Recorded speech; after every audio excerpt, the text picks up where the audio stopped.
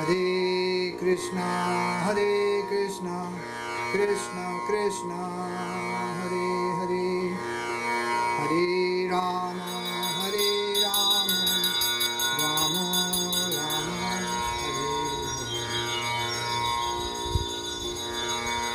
Hare Krishna, Purana Sindhu, Dinabandhu, Jagatpade, Gopisha, Gopi Kanta, Radha.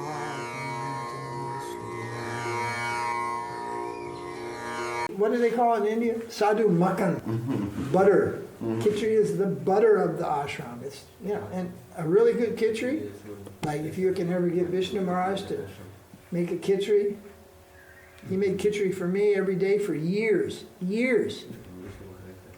And when the ashram first started in Govindaji Gardens, there was kitri every day except the Ekadasi. And one day, I hear somebody go, Maharaj, you know, and I come out of my room, and there are all these householders standing out there. They got their kids, and those Jayadeva, and the other smart, and Bhakti. I forget the different devotees that were there, and they said, oh, we have a request. And I was like, God, it looks like a mutiny, you know? A revolution. And they said, could we have something else every day besides besides kitri?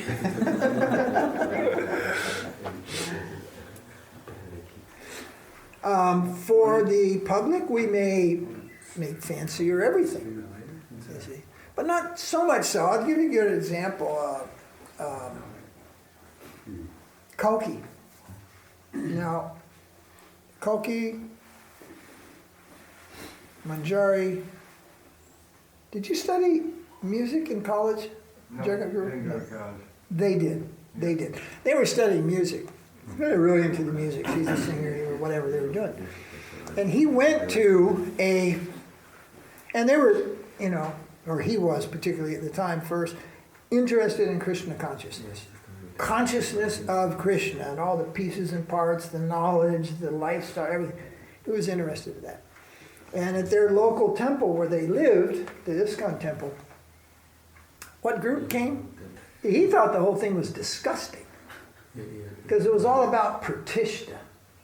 All about, you know, getting the attention of the audience. Getting the t-shirts on the Yeah, exactly. Yeah. Showing them muscles. Showing off their tats. Yeah. Man, I got tats. Tats are cool, but, you know, you don't need to go showing off your tats in the temple. You know, keep them to yourself, you know. Now, if you're out at the beach, some kind of beach, Sankirtan in L.A., now, what's that beach? Venice Beach, where all the bodybuilders, muscles, and all the dykes, fags, everybody's out there. Maybe you want to show that you're macho. Yeah, man, we're bad, you know. But be careful what you try to attract. Remember, we are chauvinist, men lead. We are anti-gay. We do not welcome them. We are anti-lesbian. We are anti-pedophile. We're anti-drugs. We're anti all that nonsense. Whereas some people have gay, lesbian, Hare Krishna temples. Are you kidding me? Such thing exists. We are not that. Anybody's not happy with that leadership? I won't even say hasta luego. I'll just say adios. Because it won't even be see you tomorrow. We don't want that, because with that comes, forget it. We're an ashram. We're a little community. We have children. And you invite all that stuff, you better never let your kids out of your sight. These people are demented. Understand? Anybody got a problem with that? No. That's who we are. But in the greater world, you can't be so, you got to be careful how you say it, you know, that somebody put a lawsuit against you, or this, that, all this. Hate speech. Huh? Hate speech, yeah. Their speech is hate speech. Absolutely. You know, I think their speech is hate speech, cramming this stuff down. They're trying to teach little children in the United States in public schools now that there's boys and girls, but there's also in between, transgenders. Yes. And for sex education, which they usually get around the 7th grade, now they want to show them films of adults engaged in full-on sex so that the children get a clear idea of what we're talking about. Somehow or another, when I moved around the country, I missed that one place I was going to school. They taught it in the 6th grade, and somehow I missed that whole course, you know. Still, you find out about it, right? You don't need to be watching films when you're, how old are you when you're 12 or 13 years old? I mean, are these people sick or what? I think so. I think they're absolutely demented. Anyway, that's the world we live in, Kali Yuga. But we have the right to freedom of speech. We have a right to, we have the right to serve whoever we want, right? Like a restaurant has the right to serve. You know, you heard the story of Muhammad Ali went in a restaurant after he won the gold medal. It was a black guy, Muhammad Ali. And the lady came up and said, "I'm sorry, sir, we don't serve Negroes." He goes, "That's okay, I don't eat them either." He had a great wit, you know. I mean, there is an extreme, I think, to this race thing. But there's also, you ever live in Africa? You want to tell me everybody's the same? Let's see you go live in Africa.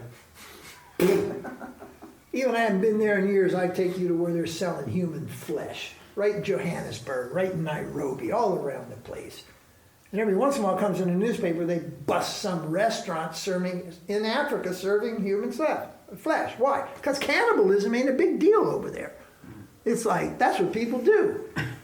I read yesterday also in China is also restaurants of human meat. Yeah.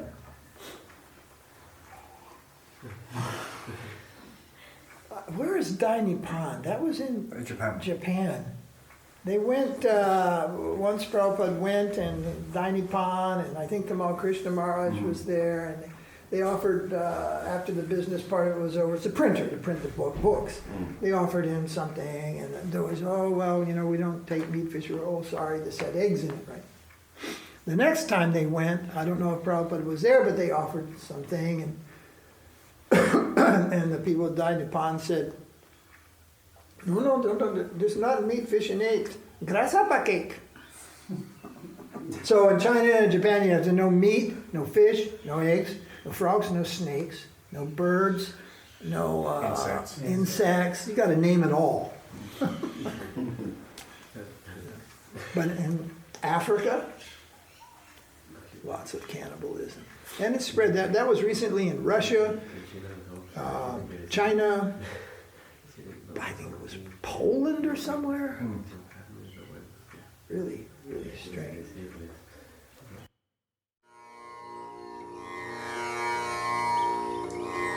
Hare Krishna, Krishna Krishna, Hare Hare, Hare Rama, Rama Rama, Hare Hare. Hey Krishna, Purna Sindhu, Dinabandhu, Jagatpade, Gopisha, Gopi Kanta, Radha